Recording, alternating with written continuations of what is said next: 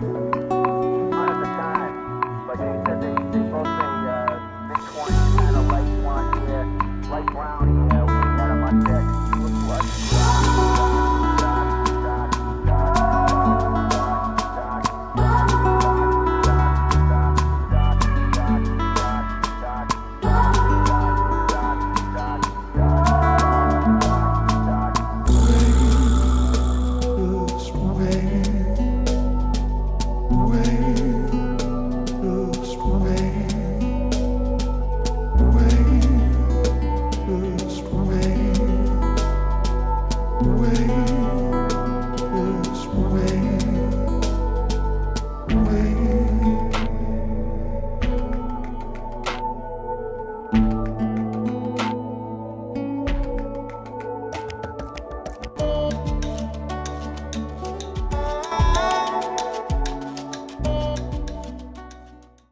Welcome back. It's your host, Gabe Morales. We've been speaking with corrections expert Dan Pacholke. Good morning, sir. Aloha. Aloha. And so I know you were in a lot of assignments, you did a lot of things.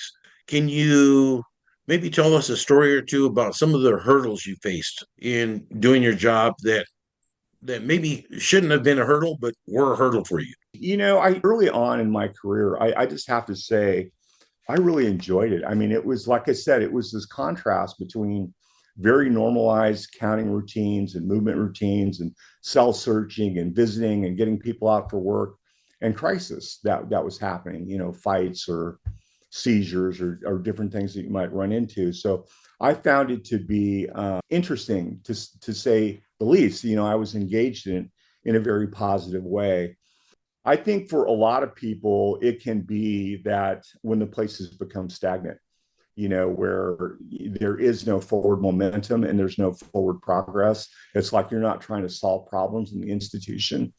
So it can get very frustrating if you have the wrong supervisor administrator in front of you that's just trying to say, hey, let's just kind of keep things as they are when there are challenges out there and there are better ways to do it. So I could become frustrated with my bosses and did so on more than one occasion. So that was some of my biggest hurdles, I suppose, was just opposition to change and people that wanted the status quo.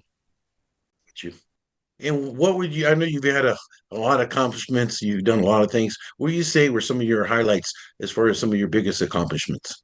The first one really for me was when I became chief of emergency operations and we had, a 40-hour emergency response team academy and a 40-hour special emergency response team academy. We had 40-hour joint operation academies to really teach the integration of hostage negotiation and CERT teams and all the instructors and policies and training curriculums that were associated with that we built from about 1995 through at least 2002. I was directly hands-on before I started going back to the field as superintendent. So it really felt like an accomplishment to look back and be able to say, here's where we started, here's where we are. And that was my first really big, I guess, system-wide change in a sensitive area, something like emergency operations, where every warden or every team leader has their own opinion about it, right? And somehow you got to reach that to a place. So I really liked that. There was a point in time in Washington when we were running the core program and the coach program, which was coach was probably the most sophisticated on the job training I'd ever seen for correctional officers. But the concept was at the time, and we did this through the state board of technical and community college. I played kind of a small role in it, but going to core, going to coach was college credit bearing. And so we were able to start people off on a new career and build college credits for them at the same time, which resulted in a lot of people going on and getting AA degrees and beyond and getting bachelors in order to advance their career. In 2008, in that era, those things were cut, which would be very, very difficult to rebuild at this point in time. But I think having all training moving in that direction, to me, it was very helpful to the department and very helpful to young people in their careers. It sounds like you saw some pretty big system improvements and progress, and that's always satisfying. That Yes. Yes. that you an impact on the system, made it better. And so, Dan, if you were talking to a young person, whether they were in gangs or thinking about getting involved in gangs, knowing some of the things that have been implemented in DOC or in other places that you've seen, what kind of strategies would you have or advice for a person to get out of the gang lifestyle or not get into it in the first place? Well, it's certainly if they were out of Column Bay or a Walla Walla, and I thought they were very much youngsters in that regard, the first thing I might try and do is transfer them out of that prison to get them around something that's less sophisticated, less ingrained as far as that, violent gang culture goes.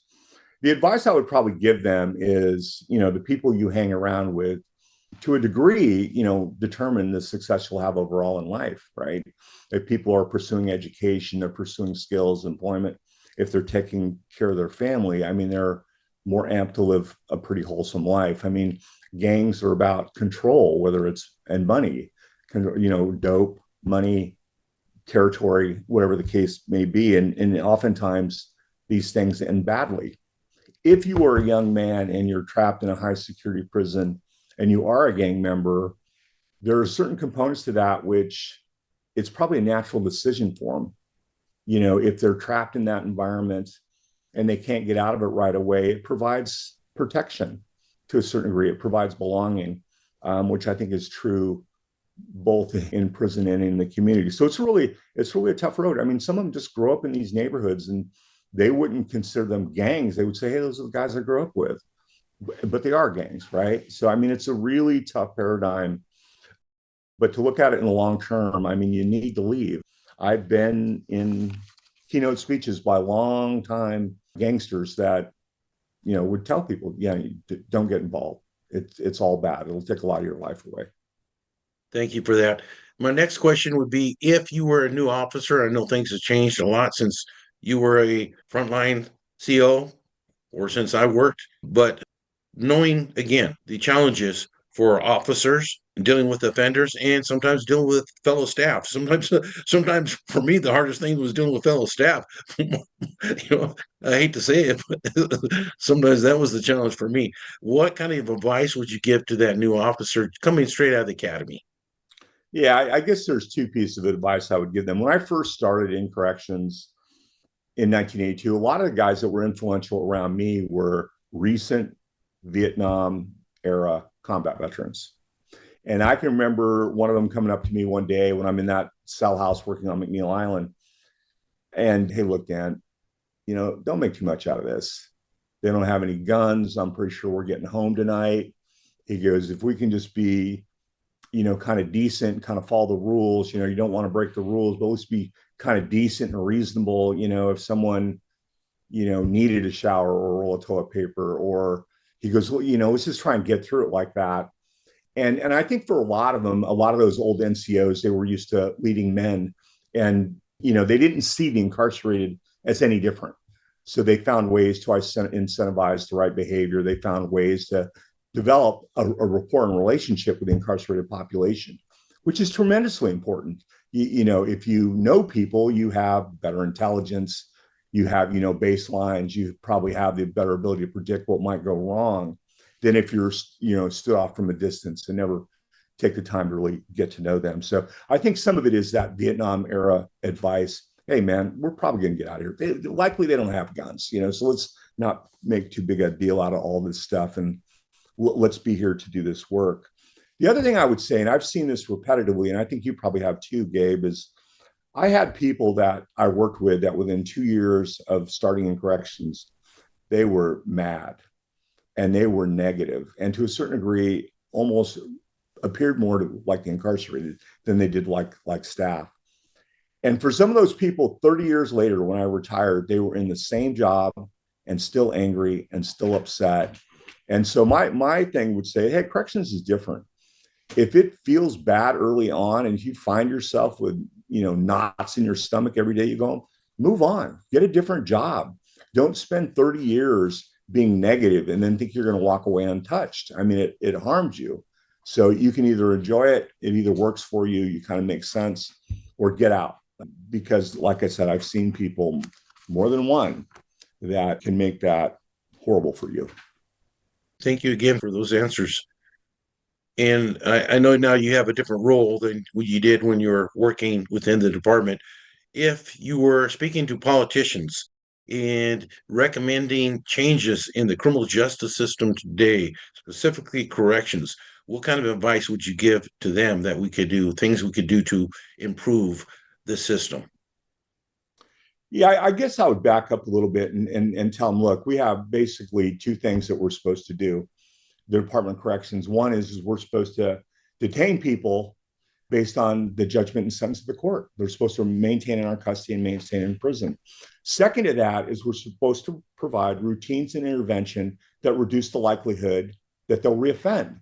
So we have some task or some mission to enhance public safety through mitigating risk in these people that are incarcerated. It's all super important, but absent providing interventions to reduce risk, you could very well be putting out a population that's more criminal oriented than not. So corrections cost money. I mean, it's expensive to incarcerate people. It's expensive. Our population comes to us with issues of addiction, with issues of mental health, with low education levels, and oftentimes without job skills. Well, these things need to be addressed. I mean, they need to be to a certain degree dosed or treated or fixed.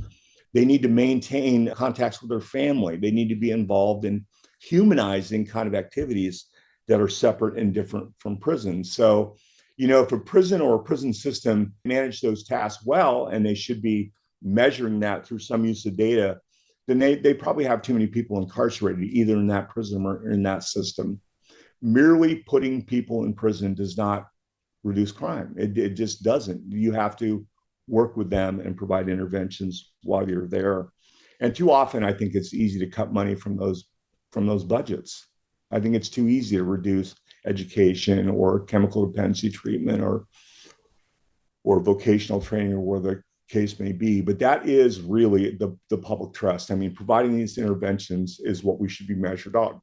Reducing violence is what we should be measured on because we know these things. We know if we have basically good security routines, that we reduce the likelihood of problems occurring. We know if we have good living conditions, we reduce the motivation to act out. We know if we have programs and intervention, we reduce the rates of violence that occur inside those prisons and prepare people to leave. So I think you have to understand it takes money to incarcerate, and it's well known what works and what doesn't work. And what's really tough is when people just want to say, from their gut, they believe if we punish them more, they'll be better.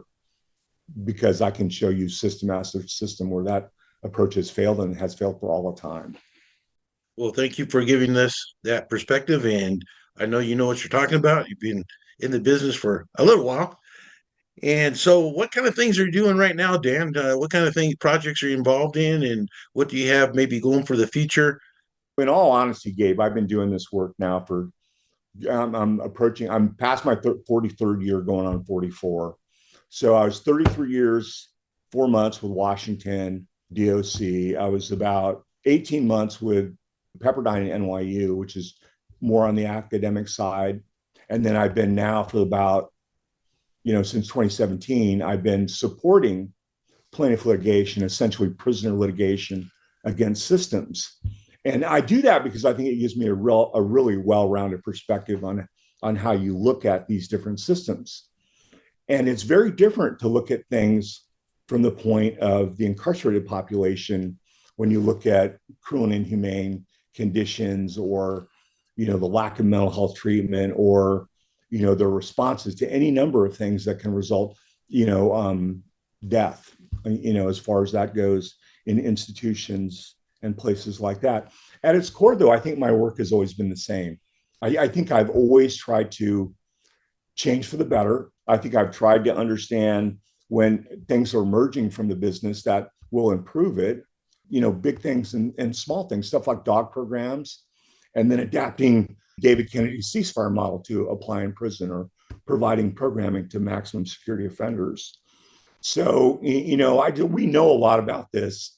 And I just hope that, we continue to progress. Some places nationally we are, some we're not. Thank you once again for that. And so, Dan, how can people get a hold of you if they're interested in your services? And also, lastly, is there anything else you'd like to say before we go? I will certainly send you my email address, and then I have my LinkedIn. People could go to as well.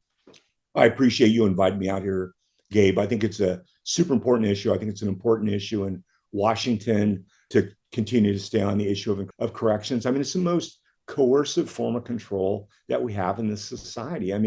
We hold people in there that are, very young and very old, and in some ways, some of them are very damaged, and we have a responsibility to do that work well, primarily because who's going to ride next to my grandson on public transportation? Who is your daughter going to bump into at Chuck E. Cheese? Or who do you want your wife to run into at Safeway? I mean, I think we do these things and we invest in corrections in order to protect the public, and I really appreciate you getting that word out there. So I appreciate you, Gabe. All right. Well, my pleasure. It was a very interesting interview, and thank you for sharing your expertise and knowledge. And I hope people enjoyed this show. I know I did. If you're ever out here, Dan, in Hawaii on the Big Island, come out and see me, and we'll talk some more. I'll do that for sure, Gabe. My wife and I love to go to the Big Island. All right. All right. Take care, sir. Take care. Aloha.